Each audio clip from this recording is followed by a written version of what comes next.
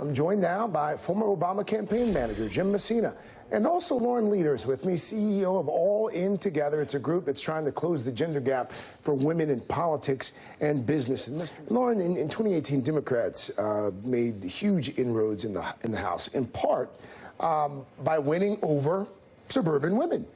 Do you see these same suburban women supporting Bernie Sanders come November? I mean, look, I think it's incredibly difficult to predict that. On the other hand, what the numbers tell us, and we have new polls that we're releasing today that show, first of all, that Democrats are very closely divided between the liberal and the moderate arm of the party. It's about 50-50, very, very closely divided.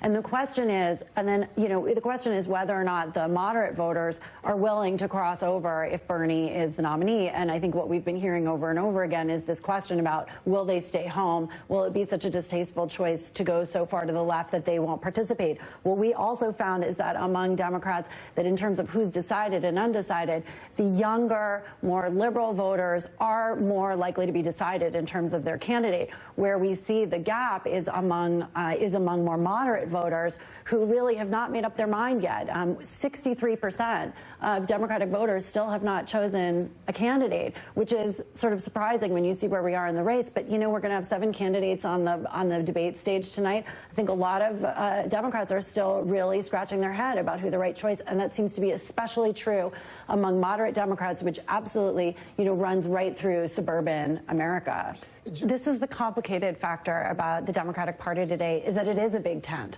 And I've been someone who said that I think it's good for the party that we've had a diverse set of candidates, although not as diverse as I think as I would like.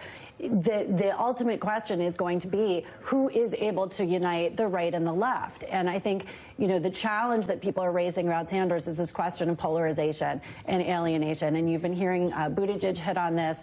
At the end of the day, this case that Sanders is making is about mobilization. And he has indeed done an extraordinary job getting his folks on the ground to come out and work.